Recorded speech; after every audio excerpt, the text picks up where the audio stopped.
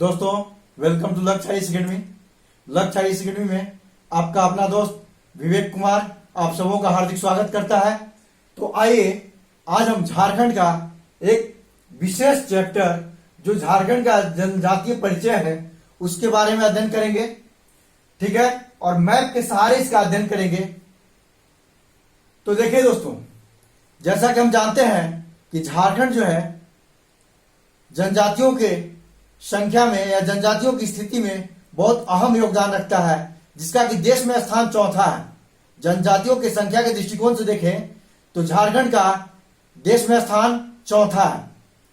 यहां पर कई प्रकार की जनजातियां पाई जाती हैं, जिनको समय रहते यानी समय के साथ साथ अनुच्छेद 342 के तहत जो हमारे राष्ट्रपति होते हैं उन्होंने दर्जा दिया जनजातियों का, ठीक है।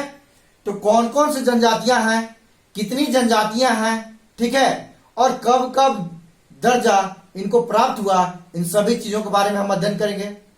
इसमें हम एक चीज और देखेंगे, ठीक है, कि इन जनजातियों की व्याख्या संविधान के किस अनुच्छेद में है। तो जनजातियों के बारे में संविधान के अनुच्छेद 342 में व्याख्या की गई है, ठीक है। और इस 342 के तहत इन जनजातियों को अधिसूचित करने का काम कौन करते हैं? तो हमारे माननीय देश के जो प्रथम नागरिक होते हैं, जो हमारे देश के संवैधानिक प्रमुख होते हैं, वो इनको अधिसूचित करते हैं, यानी वो निर्धारित करते हैं कि ये जनजातीय श्रेणी में रखे जाएंगे या नहीं। तो दोस्तों, कहने का मतलब आप समझ गए होंगे कि जो हमारे राष्ट्रपति महोदय हैं वे ही जनजातियों का निर्धारण करते हैं कि वो जनजातीय श्रेणी के लायक हैं, जनजातीय श्रेणी में रहेंगे अथवा नहीं रहेंगे, ठीक है। तो हम देखते हैं झारखंड में कुल जनजातियों की संख्या 32 है, यानी 32 जनजातियों के प्रकार हैं। जनजातियों के संख्या 32 यानी 32 प्रकार की जनजातियां झारखंड में निवास करती हैं। तो देखते हैं कौन कौन, एक नजर उस पर भी डाल लेते हैं हम दोस्तों अच्छे से, चूंकि हमको अध्ययन करना है तो पूरे डीप में पढ़ना है ना, परिचय ही पढ़ रहे हैं तो पूरे गहराई से जितना की जरूरत है, ठीक है, उतना तो जरूर पढ़ना है, लेकिन उससे हर संभव कोशिश रहना चाहिए, उससे ज्यादा पढ़े कि एग्जामिनर कहां से क्वेश्चन सेट कर दे पता नहीं है हमें आपको। इसलिए एग्जामिनर अगर 2 कदम सोचता है तो आपको 4 कदम हमेशा तैयार रहना होगा। तो देखते हैं 32 प्रकार के जो जनजातियां हैं उसमें कौन कौन सी जनजातियां हैं दोस्तों। तो संथाल है, उरांव है, मुंडा है, हो है, खरवार है, लोहरा है, खड़िया है, भूमिज है, महली है, गोंड है, चेरो है, चीक बड़ाइक है, मालपहाड़िया है, सौरिया पहाड़िया है, करमाली है, गुड़ाइत है, खोंड है, बथुड़ी है, किसान है, बंजारा है, बेदिया है, बिंजिया है, कोल है, कवर है, कोरबा है, असुर है, बिरजिया है, चूंकि बिरजिया 2 टाइम्स लिखा गया, ठीक है, बिरहोर है, सबर है, परैया है, कोरा है, ठीक है दोस्तों। तो आगे अब हम क्या चलेंगे कि जनजातियां, थोड़ा सा एक चीज मैंने बताना भूल गया था कि जनजातियां हम या जनजाति किसको कहेंगे। तो मानव समाज की वैसा समूह, मानव समाज का वैसा समूह जो प्राचीन काल से ही मुख्य धारा से कटकर अपना जीवन गुजर बसर पहाड़ी क्षेत्रों में अनुपजाऊ जगहों पर रहकर जो एकांत निवास करके अपना जीवन यापन गुजर बसर कर रहे हैं तथा अपनी जो उनकी सभ्यता संस्कृति है उसको अपने पुराने परंपरा के अनुसार अक्षुण्ण बनाए रखे हुए हैं, ठीक है, यानी पुराने परंपरा को मानते हुए वो अपनी सभ्यता संस्कृति को अक्षुण्ण बनाए रखने का कोशिश करते हैं। मतलब अन्य जो मानव समाज में पाई जाने वाली है तथा कथित कही जाने वाली जो जातियां हैं, धर्म है, उनसे इनका समाज पर या इनकी सभ्यता संस्कृति पर कोई प्रभाव न पड़े, यानी उसमें कोई हस्तक्षेप ना हो वैसे समाज के वर्ग को जनजाति हम बोलते हैं।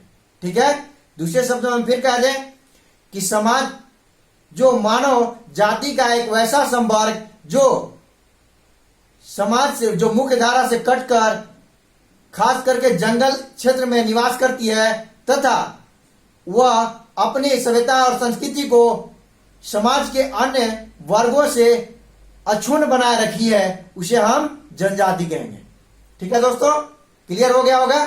यानी जनजाति अपने आप को कहा मुख्य धारा से कटकर, जो वर्तमान समाज है उससे कटकर अपने आप को कहां रखी है, जंगल एरिया में रखी है और अपनी सभ्यता और संस्कृति को अछूत बनाए रखने में अहम भूमिका निभाई है। ठीक है, उनको हम जनजाति कहेंगे। तो यहां पर हमारे कुल जनजातियां हो गए। ठीक है दोस्तों, अब कहने का मतलब है जनजातियों की संख्या, ये जो 32 है, कब कब दिया गया, कब कब संविधान के अनुसार इनको मान्यता प्रदान की गई, तो सब बताएंगे। सबसे पहले जैसा कि अभी हमने बताया था कि इनका परिचय, इनकी व्याख्या, ठीक है, संविधान के अनुच्छेद 342 में की गई है। ठीक है, इनकी व्याख्या संविधान के अनुच्छेद 342 में की गई है और इनको 1950, 1956 और 2003 के तहत जो 32 जनजातियां झारखंड में हैं उनको मान्यता जनजातियां की दी गई। ठीक है, यह 1950, 1956 और 2003, इतना पूछेगा नहीं, पूछेगा कि 2003 वाला इंपॉर्टेंट है, मैं बताऊंगा। ठीक है, तो 1950, 1956 और 2003 के तहत, ठीक है, संविधान के अनुच्छेद 342 के तहत इनको भारत के जो राष्ट्रपति हैं 32 जनजातियों में जनजाति का दर्जा देने का काम किया। ठीक है, अब देखिए, एक चीज पूछ सकता है कि सबसे अंतिम में शामिल होने वाले जनजातियां कौन कौन सी हैं। तो एक है कंवर। ठीक है, पहले 30 हुआ करते थे। कंवर जो है, कंवर इसमें शायद छूट गया है, नहीं है यहां पे। कंवर है जिसको 8 जनवरी 2003 को 31वां जनजाति का झारखंड का दर्जा दिया गया। ठीक है, कंवर को झारखंड का 31वां जनजाति के रूप में कब दर्जा दिया गया, 8 जनवरी 2003 में। पूछा गया क्वेश्चन है और फिर पूछने की संभावना है, इसलिए ध्यान रखेंगे। कब, 8 जनवरी 2003 को। दोस्तों, सिर्फ कंवर को ही नहीं, ठीक है, एक जनजाति और है जो कोल है। कोल जनजाति है जिसको भी कब, 8 जनवरी 2003 को, यानी सेम डेट को, ठीक है, सेम डे को, कब, 8 जनवरी 2003 को 32वीं जनजाति के रूप में, झारखंड के 32वीं जनजाति के रूप में दर्जा दी गई।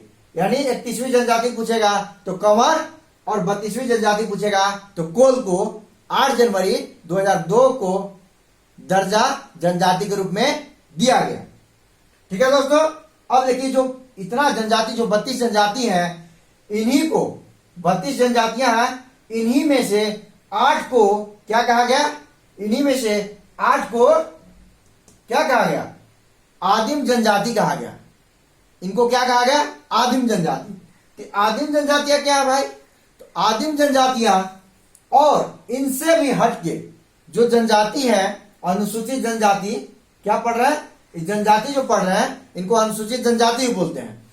ये जो अनुसूचित जनजाति कुल है, उन्हीं में से 8 जो है ऐसे जनजातियां हैं जो अपने आप को इनसे भी अलग एकदम पहाड़ी, बिल्कुल रिमोट एरिया में बसाए हुए हैं और अपनी सभ्यता संस्कृति को पौराणिक काल से चली आ रही सभ्यता संस्कृति के अनुसार ही चलाते आ रहे हैं।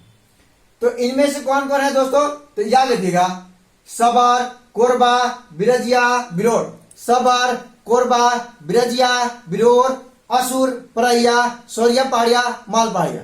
सबर, कोरबा, देखिएगा, सबर, कोरबा, बिरजिया, बिरोर। सबर, कोरबा, मैं कह रहा हूं, यही याद करवाऊंगा। सबर, कोरबा, बिरजिया, बिरोर, असुर, परैया, सोरिया पहाड़िया, माल पहाड़िया। याद हो गया होगा। ठीक है, एक बार और मैं रिपीट करना चाहूंगा।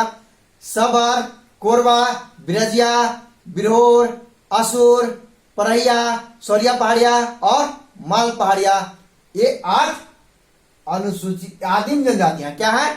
आदिम जनजातियां। ठीक है, तो कहने का मतलब है कि जो 8 आदिम जनजातियां हैं इनके बारे में हम जान गए। अब बात है जो सबर जनजाति है, इसको हिल खड़ियाई बोला जाता है, इसको हिल खड़ियाई बोला जाता है। तो पूछे क्वेश्चन कि किस जनजाति को हिल खड़िया भी बोला जाता है, तो आंसर देना है सबर को। और इनको याद रखना है बहुत अच्छे से, इनसे रिलेटेड क्वेश्चन जनरली आते हैं। सरकार ने इनको बहुत छूट दिया हुआ है, सरकार इनको बहुत छूट दिया हुआ है। कितने विभाग में आज के कुछ समय पहले तक तो ऐसा था कि इनको सिर्फ मैट्रिक पास हो जाना था और तृतीय श्रेणी का नौकरी मिल जाना था। ठीक है, लेकिन अब धीरे धीरे छूट को कम किया जा रहा है, फिर भी इनको औरों की तुलना में ज्यादा छूट है। ओके, आगे चलते हैं। सदान, सदान है ना,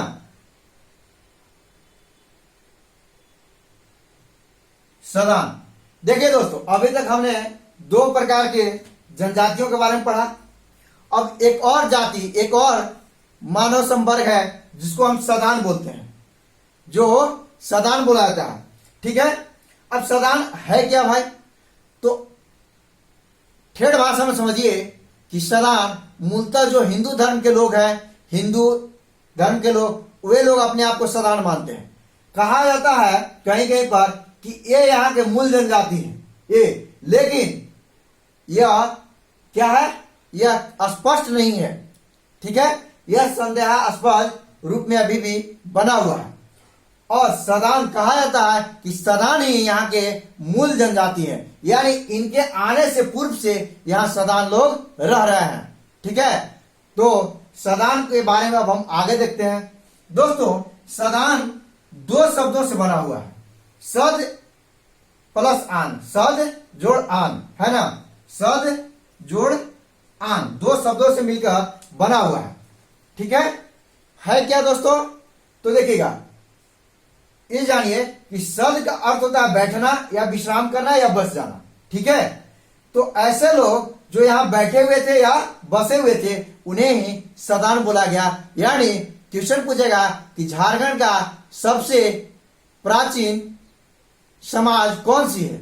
अनुसूचित जाति, अनुसूचित जनजाति, आदिम जनजाति या सदान? तो आंसर क्या होगा? सदान। ठीक है दोस्तों, अब दूसरे शब्दों में कह दें, अपने को झारखंड की प्राचीन गैर जनजातीय मानने वाली जातियां, मानने वाली जातियां। ठीक है, अपने को झारखंड की प्राचीन गैर जनजाति मानने वाली जातियां ही सदान कहलाती है। ठीक है, कोई दिक्कत नहीं। यह जो है सदान नागपुरी भाषा का एक शब्द है। क्या है दोस्तों? नागपुरी भाषा का शब्द है। क्वेश्चन इंपॉर्टेंट है, पूछेगा सदान किस भाषा का एक शब्द है? तो नागपुरी भाषा का एक शब्द है। ठीक है, सदान अपने प्रजाति के रूप में, यानी सदानों की जो प्रजाति है वो आर्य मानी जाती है। सदानों की प्रजाति है वो आर्य मानी जाती है। अब कहिए कैसे भाई? तो आर्य में जानते हैं कि हिंदू का पूर्वज, जो हिंदू मुस्लिम इन लोगों का पूर्वज क्या है? आर्य माने जाते हैं। ठीक है, तो देखेंगे हम कि इसमें जाति कौन कौन से हैं, है ना। और इनकी भाषा सादरी मानी जाती है। क्या मानी जाती है? सादरी मानी जाती है। तो सादरी को सदरी भी कहीं बोला जाता है ना। तो याद रखना है कि इनकी भाषा क्या है? सादरी है। और सादरी में कौन कौन भाषा होती है? जैसे खोरठा हुआ, नागपुरी हुआ, पंचपरगनिया हुआ, ये सभी भाषाएं सादरी भाषा में आती है।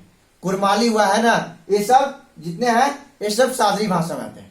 खोरठा, नागपुरी, कुरमाली, पंचपरगनिया इत्यादि जो है सादरी भाषा में समाहित भाषाएं हैं। अब देखते हैं दोस्तों, इसमें जाति कौन कौन से हैं? सदान की जातियों का अगर हम एग्जाम्पल देख लें तो सदान में बड़ाइक, ठीक है, जैसे चिक बड़ाइक वगैरह वो हो गए।